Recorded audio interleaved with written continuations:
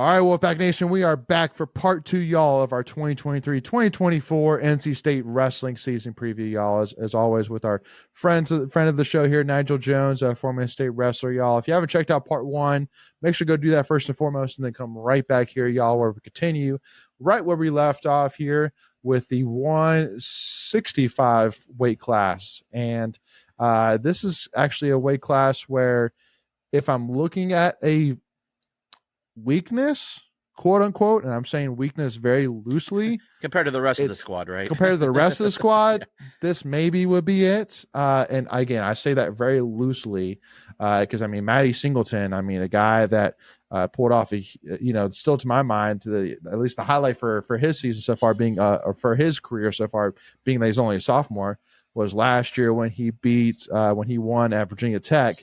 And then he threw his headgear and got a team point deduction, even though he threw the team.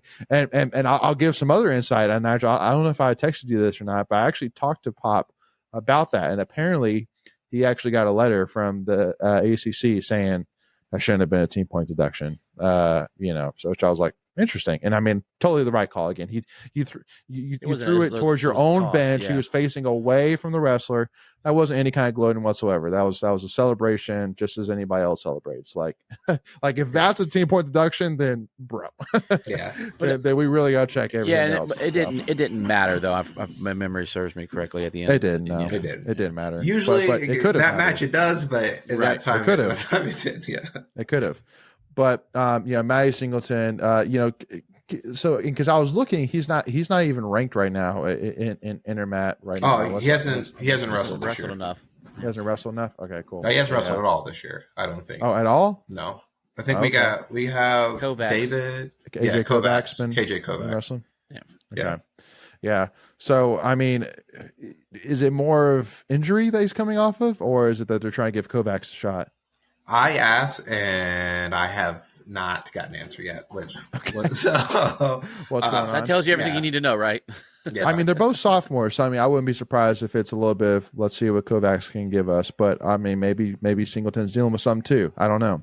Yeah, well, Matty, when he was a freshman, he was actually an 82-pounder. So coming from he wrestled 182 in high school. Now he's wrestling 165. So that's a big heavy, drop. Probably, yeah. So I would assume, and then again, I've asked, and I have, I guess I have not talked around it. Well, maybe off camera, but I will. Yeah. I'm assuming this. This is actually I don't have any back channeling information. I'm assuming there's something to do with some kind of weight cut or. Yep. Making sure that he can stay healthy, and we'll probably see him either. If we don't see him at the turn of the semester, we'll probably see Kovacs for the rest of the year. Maybe redshirt him. Yeah, maybe. Yeah, yeah. He was a true freshman last year. So for sake of time, we'll just say to be determined with 165. But either way, between Kovacs and Singleton, whatever does come out with it, you're fine. You're still competing 100%, but to be determined there with that. But moving on to 174 here with our guy Alex Faison at 174, and I actually it was really until the media day press conference that it clicked to me, be like, oh shoot, Faison's back, because I mean again, he competed in senior day, and I mean it was pretty much said that he was going to go and enter into the Army, start his career there. But then basically from what I heard, basically the coaching staff kind of basically just talked to Faison, was just like, hey, listen, man, we think we got big plans for you if you do decide to come back. And he decided to do so. And I think a lot of it honestly was, and I kind of joke with Pop about it, but I think honestly how close he got to beating Mekhi Lewis at the ACC championship, I was like, Pop, you got to tell me that had to got that taste, you know what I mean, of man, I was that close to pulling off that huge upset. I was that close. And so I think that honestly has something to do with it. And especially now, again, Mekhi Lewis, only a senior, which I'm like, dude, we've been seeing Mekhi Lewis for years now, I feel like. Yeah, I feel like he was wrestling when I was wrestling. Exactly. No, I'm telling you, I'm like, dude, this guy, you heard about this guy winning his world championship, I feel like decades ago now. And so So kind of give me your thoughts here, on your thoughts on Alex here, Nigel. I mean, tough weight class, obviously, with Carter Starachi from Penn State being the, I'm sure, heavy favorites to win the weight class once again. But I mean, Mekhi Lewis, who again, I mean, has all the experience in the world, former world champion. I mean, national champion too, right? National champion too. Yeah. Yep. So, but give me your thoughts on Alex and then kind of the weight class in general, Nigel. Well, when I graduated and I first started coaching, one of the first kids that we had at our club was Alex. So I very personal connection. I coach his little brother too, who's also on the team. So I could do a whole podcast of how I feel about Alex, and just like when he came back, like when you get his role on the team last year was just a guy who went through the wrestling system at NC State, and he was kind of proof of that, right? He wasn't recruited. He probably was never recruited to be a starter on the team, bought into the system, got an opportunity, was probably just kind of filling in at first. And they said, well, wait a minute. Let's see what we got here. He shows them, comes back the next year, shows them even more, gets really close to beating Mekhi. I was actually sitting right next to Mekhi Lewis's parents at ACCs, and we talked. I was like, oh, man, I love your son. He's such a cool guy, blah, blah, blah. And I was like, oh, guys, I'm very sorry. I'm 100% rooting against your son right now. So, yeah. Gotta keep it real. So, and they were cool. And they were really cool. And Mekhi's like a cool kid, too. But I was like, oh, man, but getting back to Alex,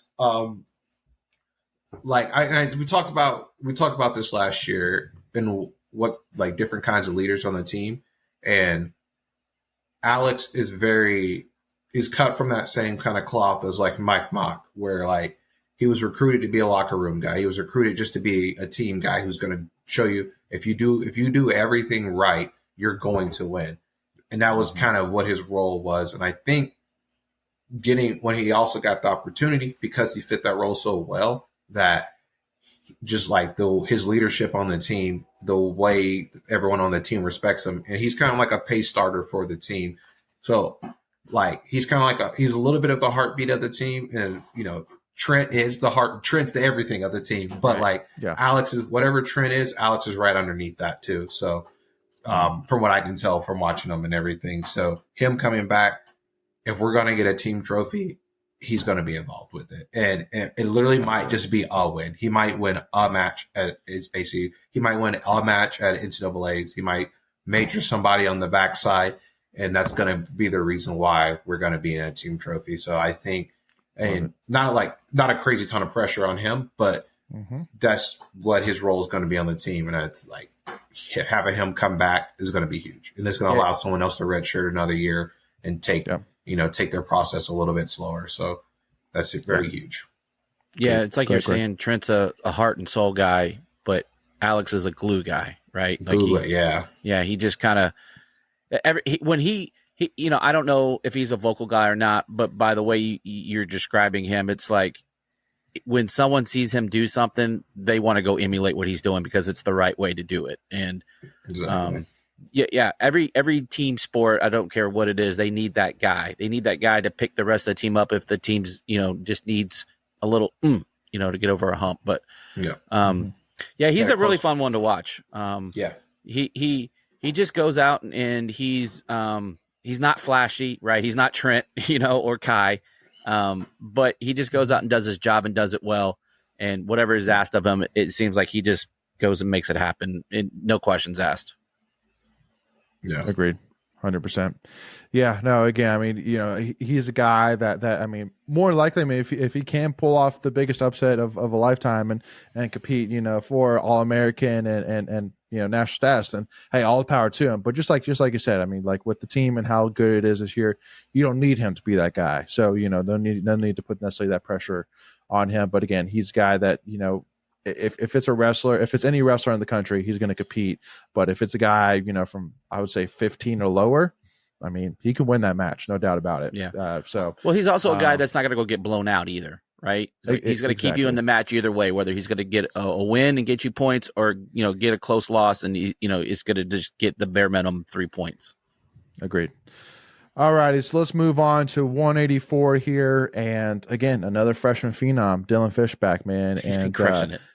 And it's funny. We'll talk about Isaac Trumbull here more at the 197. But I remember when there was the talks about Isaac redshirt, and that a lot of talks was we really like Dylan Fishback, like we really believe this guy could be a national contender for us. Mm-hmm. And I mean, you've seen that so far. I mean, this guy's 11-2 right now. He's he's right now number 14. He was 20th the week before, so I mean he's rolling up the rankings quickly. And finished 7th last weekend in Vegas. Yep. And I mean, and again, you look at the guys above them. I mean, so Oklahoma State Dustin Plott, he's at number 3. He's gonna get a chance at him. Cornell, Chris Foca, get a chance at him. Number 9, he gets a chance at him. Yeah. So I mean, there's opportunities there. There's a lot of opportunities. Gavin Kane from UNC is number 18. Sam Fisher from Virginia Tech is number 17. So literally 14, 17, and 18 are all ACC right there. So I think there's a stacked opportunities on the schedule here for him this year, an opportunity to really kick this door wide open if he continues to do what he's been doing. Yeah, I think so too. He has a really good, even in his redshirt year last year, he has really good wins. I think he placed at Midlands, and Midlands is a really, really, really hard tournament. And he placed at Cliff Keen, and he lost to Nebraska kid in overtime, and then he lost to the Michigan kid, and also Lenny Pinto. Yeah, both of those matches were in overtime, and both of those guys are older guys. So they're like kind of like veteran, and they can kind of navigate those types of matches. So I think Fishback's going to be one of the guys that like come the end of the year. He's gonna put himself. He's gonna start wrestling himself into position. It's hard to get those reps when you're not like look at his wrestling partners are. He's been behind Isaac and he's been behind Trent. So like he knows how to he knows how to wrestle. He knows how to wrestle the big guys and he knows how to wrestle the good guys. And I think as the season goes along, it's a long season. We're getting ready to go to the second semester of the season. Like we're gonna start seeing kids who were doing well at the beginning of the year. Maybe not do so well, right? So different school schedule, different whatever, all that kind of stuff factors in, and I think is just a good recipe for Fishback to like. And he has an all-time cool wrestling name, by the way. But I think he's beaten good guys already. He's going to be right in the mix, right? He beat Trey Munoz from Oregon State. I think he was a blood round guy last year. He All-American last year. So he's already kind of navigating that tough weight class. So we'll see him in some matches in March, I think. For sure. That's awesome. All right, so let's move on to the meet, I feel like. And this is, I think, the one that I guess was the quote-unquote most controversial conversation heading into, from the offseason with the news that Isaac Trumbull, 197, they decided to do an Olympic red shirt on. And it's kind of funny because I actually talked to Isaac at a baseball game, actually. And when the news started going, I asked him about it. And it didn't really seem like he was really a fan of it, but at the end of the day, he was a guy that, he seemed like he absolutely trusted what, like it's worked out. Pop was saying. I was exactly what I was saying. It kind of worked out. I mean, he won the U23 world championship, his weight class. I mean, yeah, I think, if you ask him now, it's a great move because again, I mean, he has a world championship on his resume, and on top of it, he gets the opportunity to work with Trent, to really hone in, grow his game, and then come back. And I think he still has 2 years of eligibility remaining as well, which is crazy to think about. Because again, he's another guy. I feel like Mekhi Lewis that like he's been around forever. I mean, he used to have long flowing blonde dreads, and now he's got this short hair on his head. So, but I mean. I think with Trent Hidlay, the biggest thing here is deciding to move from 184 to 197, which I mean is unanimously said that just like with Hayden, he just wanted to be at a more of a natural weight for him. Just he was done cutting the weight, which again completely understandable after doing it for 4 years. I mean, I get it. So and I just like no, absolutely. But the interesting thing, then the kind of the question, and I want to ask you is. When Aaron Brooks made the announcement first that he was moving from Aaron Brooks from Penn State, who Trent Hidley's lost to, I think, 3 times now in the NCAAs. Moved from 184 and 197. So everybody was like, why wouldn't he just stay at 184? That way you don't have to face Brooks once again, and actually have a shot. But I feel like with Trent his last year, comfortable weight, and again, also too, I think a benefit with how much of a competitor he is. I think he wants another shot at Brooks. I think he wants the last shot. I think he wants to be like he wants to go out if he can, getting his hand raised last, of the times that he's faced Aaron Brooks. I mean, so would you agree with me there? That's maybe a little bit of his mindset too. I agree with you 100%, and I kind of cracked a smile there because it will not be if they wrestle at NCAAs, that will not be the last time they wrestle. They're going to be wrestling for world teams. They're going to be wrestling against each other for Olympic spots. They're going to be like they're going to see a lot of each other, right? So I think that kind of goes into the thing where you're like, why you said saying like, oh, why not stay at 184? And it's like, for Trent to do what he wants to do legacy wise and what he wants to do post NC State career wise, he's going to have to beat Aaron Brooks. So like the narrative of like staying in a weight class and like there's no easy way, right? Like the guy at 184 was the guy at 184 now is a returning finalist from 197. He just transferred to Penn State. That guy has a really cool story. He's like the reverse Cal Dake, not reverse Cal Dake, but like he's won. He's All-American, he's All-American at every single weight class, 74, 84, 97. And now he's going back down to 184. So everyone thought he was going to go up to heavyweight and try to make it for, but he actually went back down to 184. So, but that guy's good too. And like, just, you can't say like the Hidleys. I think what Tommy, when I was at NC State, we were kind of like middle of the road, kind of mediocre. And then Tommy took control of that team and he brought him to the next level. And then Tommy kind of with the other Hidley brother, when he got there, Hayden, when Hayden got there, he kind of like brought the level up again, and Trent is sustaining that level right now. And I just, him coming back for a 6th year is incredibly important to not only to like what Pat's trying to do there is like very huge, because Pat is from Oklahoma State. Oklahoma State job might have been, this is no inside information, the Oklahoma State job might have been open. You saw the UNC coach who also wrestled with Pat at Oklahoma State. He left the head coaching position to take the associate head coaching position, which kind of says he's next in line, right? So I think I don't know. It's kind of hard for me to not think that Pat wasn't called first or in that conversation to take over that job, right? They've never beat us. Much more sustained success, yeah, they never beat us. Yeah, so I think. So I think he looked at his team and what he built and the place that he was able to do here. And I think he straight up said, I think I can win here more. I think I can win here. And I think I can win bigger here than I can at Oklahoma State. And it starts with Trent. And, I mean, it could be his team, his legacy. Like there's like, for some reason people say Dabo Swinney should go to Bama. Why? Like he can literally be Clemson football. Like, but if he goes to Bama, he has to compete with Saban and those guys. If Pop goes to Oklahoma State, then he's going to have to compete with the legacy of all the other great coaches that come before him. But Greg, I do want to ask you too, like with the Hidley brothers, and kind of piggyback, you can kind of talk about Pop and the Hidley brothers. But I do want to ask you in terms of how much that a set of brothers have done for NC State. Would you put Hayden Hidley and Trent Hidley right up there in terms of impact they did for their program with Terrence Holt and Torrey Holt? Oh, I thought you were going to go the Martin twins from basketball. No. Oh, yeah. Okay.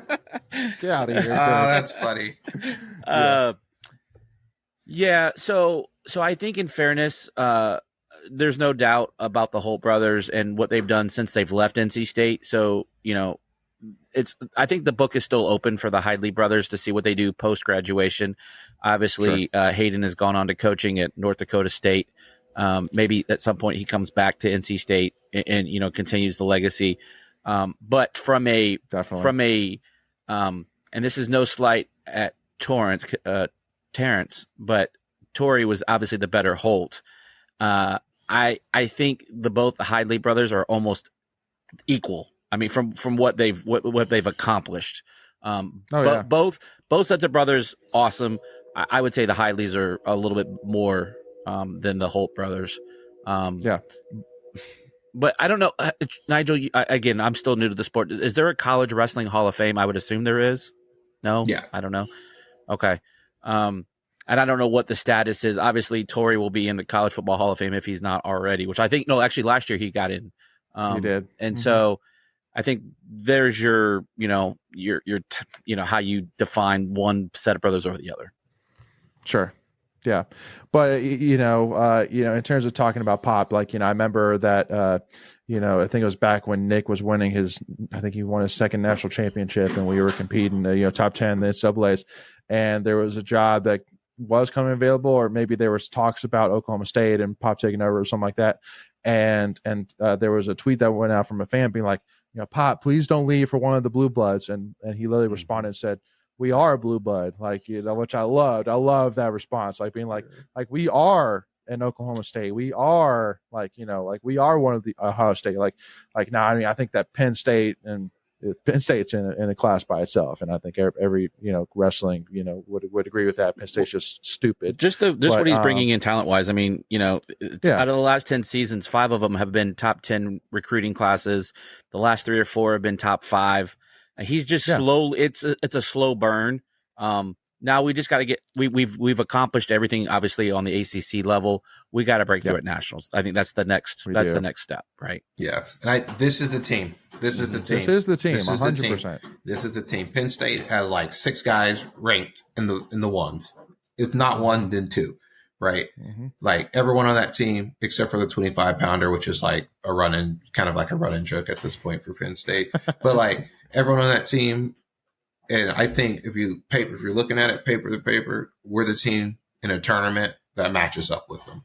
Mm-hmm. We match up. We match up with them. So this is the year. I think team trophy. You can't do the thing where it's championship or bust, because we have not done that here yet, and that would be unrealistic to say that if we come out of here with a 3rd place or 2nd place or 4th place finish. 4th is our best, right? Yeah. 4th is the best. Yeah. We don't get a team trophy anymore for 4th place anymore. So when I say I think this is a team, I think this is a team top 3 title team. This is a top 3 team. This is the best. I think this is going to be the year when recruits are looking to go places. You can win at NC State. We got the guys on this team, and we've had the guys on this team to prove it. Pat's turned good guys into great guys. He's turned great recruits to historically great recruits, and he's turned guys who weren't recruited at all, me, Malak, Tommy, guys like us, into All-American. I wasn't an All-American, but he's turned those guys into All-Americans, and he turned Nick into one of the best heavyweights of all time. There's only been one heavyweight to win 3 titles. And Nick was a finalist 3 times. So Nick was one overtime away from pulling it off against the second greatest. You know what I mean? This is probably second greatest. Kyle Schneider, right? Yeah. So I think Nick, heavyweight is a long lineage of really good. Gable Stevenson, of course, him. Oh yeah, Gable Stevenson's great. And then Nick, and then Tony Nelson, and Zach Ray. Those are some. You guys just started wrestling. But those are some historic names. And what Pat's been able to do with this team, and we got to talk about heavyweight next anyways, but what Pat's been able to do with this team, you can win here. We got national champions. We got multiple time All-Americans. We got 4-time All-Americans. You can win here. You can win here. Well, especially too, as of this episode, we've come out with our interview with Pack of Wolves, who one of their biggest announcements that they're kind of wanted us to kind of help push out there is that now they've expanded into really focusing on NIL for wrestling too. In order to be able to bring in guys and keep guys here, because now even NIL for wrestling has become a thing. Now, I mean, there's Nigel's dang it. I'm comfortable. Yeah. but I mean, now the price tag isn't the same as like college football, right. for example. Not six figures. But yeah. But it's there's significant money again thrown around that can make a difference. And so now that we're able to compete from NIL side as well, it all goes down to it. But let's move on here to which, by the way, though, if you are a wrestling fan and you do want to support NIL, make sure to go check out Pack of Wolves. Click the support button, hit the drop down menu, and go wrestling, and then hit click and then donate however much you'd like, and that money will go specifically to NIL for wrestling. So now finishing up with 285, the heavyweight class, and a guy that, I mean, he's my dude, man. Owen Trayvon, man. He's my guy. yeah. Like this dude's awesome. And I think it more of excites me too, because, and we talked about this last year about how I think the biggest thing that's been holding us back, not holding us back, but I think it's something that we've really needed, is we haven't really had a guy that could compete with the top guys since Gwiz, like consistently compete with the top guys since Gwiz. And I mean, Owen Trayvon has proven that he can be that guy. I mean, he's a guy that, I think won 2 or 3 matches in the NCAAs last year. And now too, I mean, the two main guys, the guy from Air Force and the Gable Stevenson, are both gone. So not to say it's wide open, but I mean, he's still only a junior. That's the other crazy thing too. But I mean, from a ACC perspective, he's the highest guy ranked right now on Intermat from ACC. So, I mean, for me, just continue the expectation of win the ACC championship over Hunter Katko. I mean, he's beaten a couple times now in a row from Virginia Tech, but crack through NCAAs, and try and compete for that All-American status. But Nigel, thoughts in terms of what are you wanting for him to improve on, really, from what you saw last year for this year to compete for that All-American status? I think watching him wrestle, he very explosive, more, and I hate to sound like, I don't want to say like cerebral, but he's very surprisingly athletic, more than you thought. Kind of the same thing with Nick. Nick was like incredibly athletic. He was people just thought he was big. Dude could run, he could jump, he could dunk a basketball. Like, Nick was athletic. And I think Owen is kind of right there, realistically, his style of wrestling. So what I would like to see, like, from a fan perspective from Owen, is to kind of take that next step.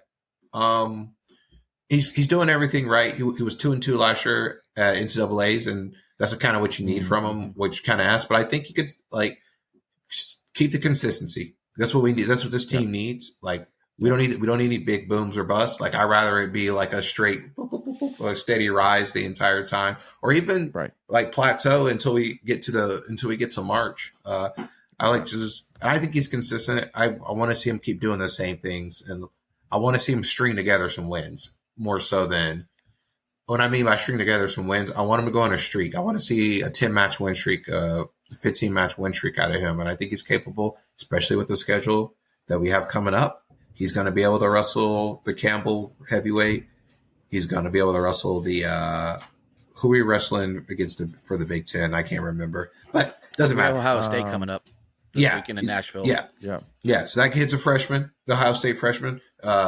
So he's gonna be able to mix it up with those guys, and then I think we're gonna see some promise from him. And I think we just need to make sure we come out on the right side of those. And if we don't come out on the right side of those, we need to see like technique as far as him getting a takedown. He didn't get a takedown in a Kerfleet match, and the Greg Kerfleet, he's number 1 heavyweight right now. He lost to him 7-2, but 7-2 is not, that's not shameful. That's pretty close. So let's start getting some takedowns on those guys, and he'll be right in the mix. We'll be talking about him like how we talk about Ed, how we talk about Kai. I think this year's going to be a big year for him, for sure. Before we continue, I want to take a quick second to tell you about our sponsor, Flatlands Jessup Insurance Group, that has your whole world covered, with agents in 5 offices throughout Eastern North Carolina to help you decide how much coverage you need. Offering policies for home and auto, recreational vehicles, commercial, crop, health, life, and employee benefits. They are able to combine options to find a comprehensive solution that works for you. Flatlands Jessup protects the things you love so you can spend less time worrying and more time enjoying them. Find them on Facebook and Instagram at Flatlands Jessup. You can also visit their webpage at www.flatlandsjessup.com. So please make sure to go and check them out. And I do want to clarify one thing, Greg, before I bring you in here. So actually, Dayton Pitzer from Pittsburgh, who's a freshman, is number 14. So 3 spots above Owen at 17. Just to clarify there. But go ahead, Greg. Thoughts on Owen? Yeah, Owen's going to be a guy that can compete at ACCs. Like you said, you just got a guy from Pitt that's just a few slots ahead of him.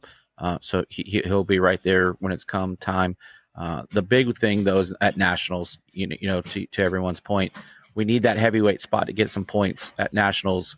Obviously, you need everyone rowing in the same direction when you get to nationals. But the one spot that has, kind of not, I hate to use the word carry their weight, it has been the heavyweight class up until the last couple of years. And so this is a chance where Owen now is, last year I think he was at the beginning of the season splitting time at heavyweight, if I remember correctly.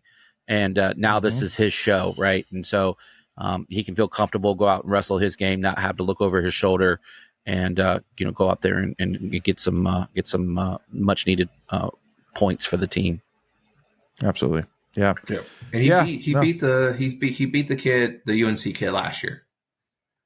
Yeah. You beat him in the duel. Yeah. Wrestling, right? What is it for wrestling for the red shirt? 4? You get 4 conference matches, and it doesn't count, or something like that. I don't. I'm not smart enough about it for wrestling. And I follow the sport. I have no idea what's going on with the red shirts. Not in a bad way. I'm all for, if you can do it, if you can let them wrestle for 10 years, let them do it. Sure. They're close. Some of these guys are close. Yeah. But so I do want to move in terms of talking about the schedule, though. We start off hot, January 5th, Friday night in Jimmy V against Oklahoma State. Bam, which is a match that got announced later. I think even only a month or a month and a half ago it got announced. Right, that was the split from going to Italy, and now they're doing a home and home. Exactly. Yeah. So huge duel there, and then you got UNC at home on February 2nd. You got Virginia at home February 9th. Cornell at home February 16th. So literally 3 weekends in a row, you got 3 huge 15, home duels. Yeah, top 15, top 20, depending on what UNC and Virginia is. But yeah, and then you have Virginia Tech at home as well on February 23rd. So man, so that means that literally 4 weekends in a row. 4 weekends in a row. February 2nd, February 9th, February 16th, February 23rd. 4 straight Fridays in a row of huge duels. Mm-hmm. And I think I think one interesting thing with Cornell is the fact that Gwiz, the guy that we were saying is one of the greatest heavyweight wrestlers of all time, and definitely in-state legend, is going to be coaching against us as he is an assistant coach at Cornell. So a little bit of an interesting thing there. So Nigel, will you be there to poke a little bit at Gwiz a little bit? Be like, hey, yo, you're wearing the wrong red, man. What you doing, bro? I will not be poking Nick in any instance. It's a wise move, Nigel. Wise move. Wise. Smart. I'm making a cutting board for him, so I'll probably, when he comes down here, so that's my shameless plug. I do woodworking, smokedronesfurniture.com. But outside of that, I think if you're looking at the dual schedule, very interesting.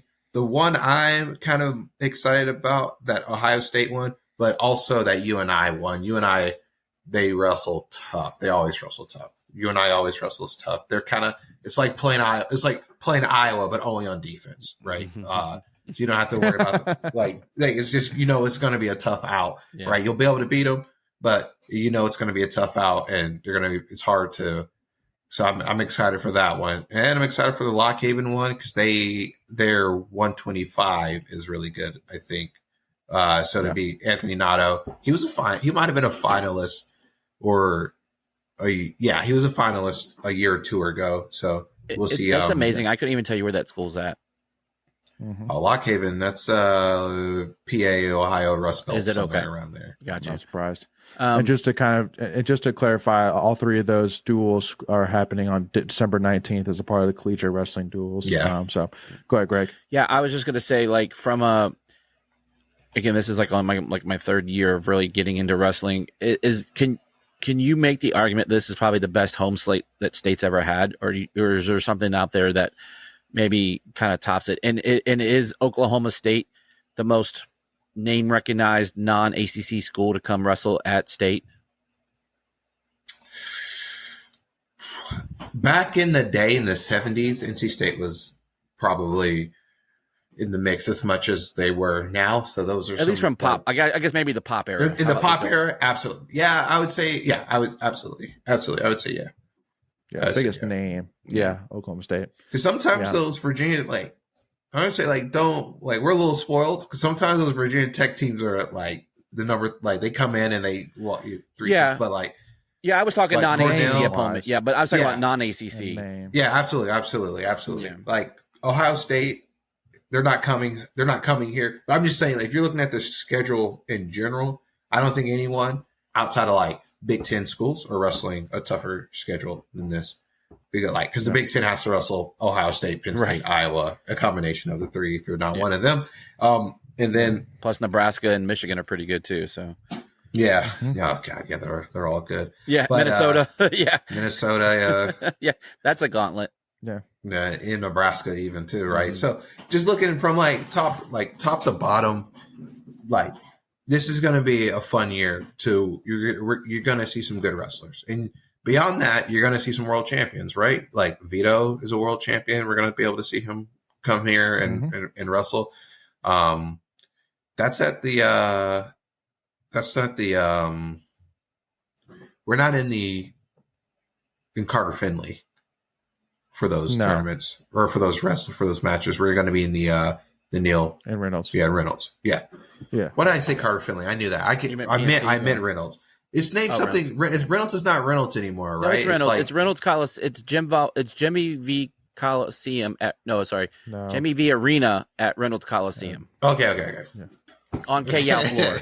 Okay, so, all right, so Nigel, so kind of give it to me to kind of wrap this up here. So if NC State is going to finish top 3 at NCAA's, what are the things that are going to need to happen once NCAA tournament time comes around? Like if you kind of give me like, all right, if Trent can go to finals, if Camacho can go to finals, if Faison can win a match, like kind of give me your like what's the blueprint? Like if at least this happens, then we're in a very good spot to win top 3. The biggest blueprint to begin with, we got to qualify 10. We're going to need to qualify 10. Yes. And all 10 guys are going to need to at least get 2 matches. Besides that, I think Camacho's a final. If there's a combination of Camacho finalists, Kai finalists, Ed Scott All-American, Jackson Eric All-American, Ryan Jack All-American, and Trent in the finals as well, then that sounds pretty successful. Yeah, I don't think there's gonna be a team that has more than that. That's not gonna win the whole thing, right? So Penn State is gonna be in the mix, Michigan's gonna be in the mix, Cornell's gonna be in the mix, and then I think then we're right there. Yeah. Right there as a team. Cool. I like that blueprint. All right, y'all. So with that being said, that wraps up our 2023-2024 wrestling preview. I know these were a little bit long, but obviously, again, there's so much to dive through. There's so many wrestlers, which is a great problem to have. I mean, we're just like Nigel said, we're very spoiled at NC State that we have a really great top tier, I would say. I mean, top 8 wrestling program in the country. I mean, depending on who you talk to, I feel like that's a very subjective, Michael Jordan versus the LeBron James thing. But either way, it's awesome to be in that conversation, to say the least, y'all. So make sure, again, just like Greg even mentioned too earlier, and Chuck Coates, our guy, the biggest instant wrestling fan there is, has mentioned too, like go buy a season ticket, y'all. It doesn't cost a whole lot. Tickets are cheap. And again, you can see some amazing duels. Again, February is going to be absolutely loaded, and the AC championships are in Chapel Hill too. So I mean, you got a lot of great wrestling right in your own backyard. So speaking of tickets, I don't know if floor seat. This is the first year they introduced reserve seating. That's like $75 a ticket. I think if you don't, it's $50 a ticket for the season, and that's 5 matches, so it equates out to $10.